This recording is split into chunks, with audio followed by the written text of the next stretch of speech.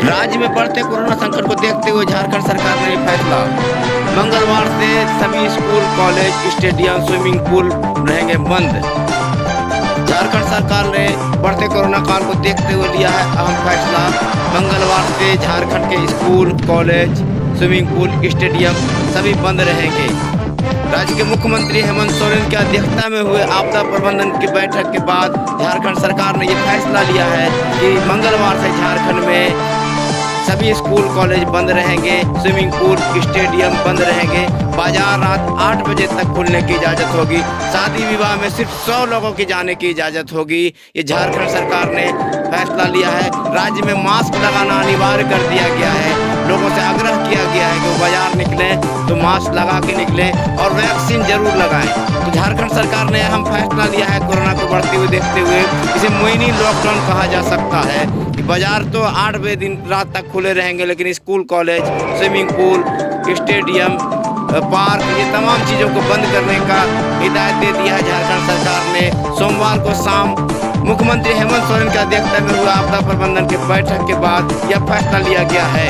झारखंड में कल से स्कूल, कॉलेज बंद रहेंगे।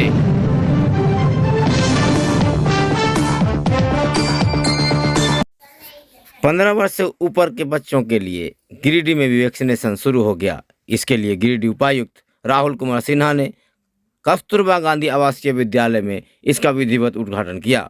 इस मौके पर बड़ी संख्या में छात्राओं ने वैक्सीन लेकर कोरोना के विरुद्ध अपने जंग का ऐलान किया। मौके पर उपायुक्त राहुल कुमार सिन्हा ने कहा कि कोरोना ने पिछले 2 सालों से पूरा दुनिया को ठप करके रखा है और वैक्सीनेशन ही इसका मात्र बचाव का उपाय है। सरकार ने 15 वर्ष से 18 वर्ष के बच्चे बच्चियों के लिए वैक्सीनेशन आज से शुरू किया है और इसमें ज़्यादा से ज़्यादा बच्चे वैक्सीनेशन ले, इसकी कोशिश की जा रही है। आम लोग भी इससे भागीदार बने और 15 से 18 वर्ष के बच्चों को वैक्सीन जरूर दिलाएं। मौके पर कस्तूरबा विद्यालय के कई छात्र छात्राएं समेत शिक्षक शिक्षिका मौजूद थी।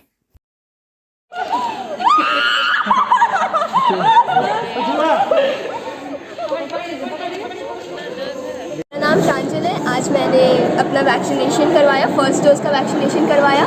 मैं बहुत खुश हूँ कि मैंने ये वैक्सीनेशन करा लिया और मैंने कोरोना के विरुद्ध एक लड़ाई में अपना योगदान दिया। और वैक्सीन सबको लगवाना चाहिए और मेरे सभी फ्रेंड्स से मेरा रिक्वेस्ट है जो भी 15+ एज के हैं वो ज़रूर वैक्सीन लगवाएं। ये बहुत ज़रूरी है सभी के लिए। Thank you. सभी को लेना चाहिए। अगर क्योंकि आप एक जिम्मेदार नागरिक हैं तो आप सभी को वैक्सीन जरूर लेना चाहिए और ये आपको भी सेफ रखेगा और आपके फैमिली। अभी आपने वैक्सीन लगाया, कैसा लग रहा है आपको? नॉर्मल, बाकी कुछ चेंज नहीं है अभी और वैक्सीन लगाना है उससे आपको ऑब्वियसली कुछ उसके साइड इफेक्ट्स होंगे, लेकिन वैक्सीन लेना जरूरी है।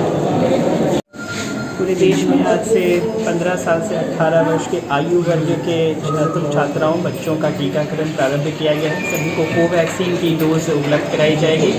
जिले में 2.25 लाख बच्चों के होने का अनुमान है इस आयु वर्ग में और उसी आलोक में जिले में जितने भी कोविड वैक्सीनेशन टीम्स कार्य कर रही हैं उन सभी को यह दायित्व दिया गया है कि विद्यालयों में जाकर इस आयु वर्ग के बच्चों का टीकाकरण सुनिश्चित कराएं और हम यही प्रयास करेंगे कि बच्चों के साथ उनके माता पिता भी, अगर वह कोविड का पहला डोज या दूसरा डोज लेना चाहते हैं, योग्य हो गए हैं, तो वह भी उनके साथ साथ आकर डोज को प्राप्त करें। सर, ये ऑनलाइन रजिस्ट्रेशन भी स्टूडेंट्स करा सकते हैं और कराने के बाद जो उनको वेन्यू मिलता है वो वहाँ पर भी उपस्थित हो सकते हैं, लेकिन ऑन द स्पॉट रजिस्ट्रेशन की भी सुविधा को यहाँ पर रखा गया है। अगर आप रजिस्ट्रेशन करा पाने में सफल नहीं हैं तो जो लोकेशंस पर वैक्सीनेशन दिया जाए आप सीधे भी वहाँ आ जा सकते हैं। आपका ऑन द स्पॉट रजिस्ट्रेशन भी कराते हुए आपको वैक्सीन उपलब्ध करानी चाहिए।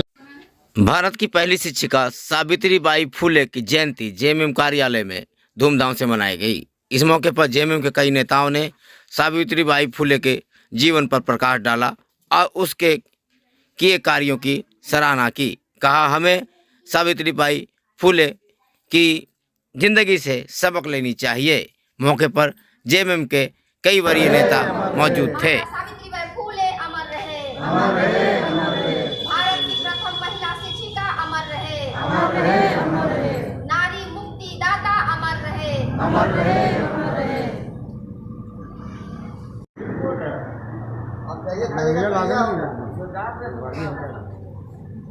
ऐसे सीधा हो जाइए। जन कल्याण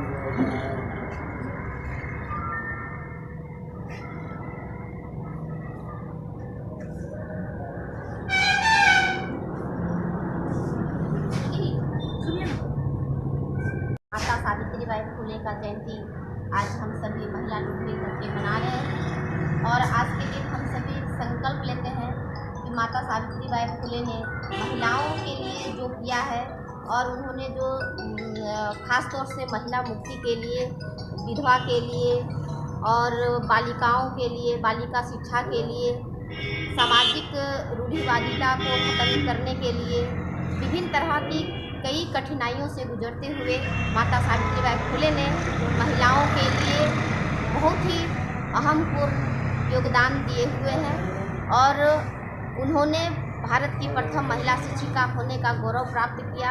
ये हम सभी नारियों के लिए बहुत ही खुशी की बात है।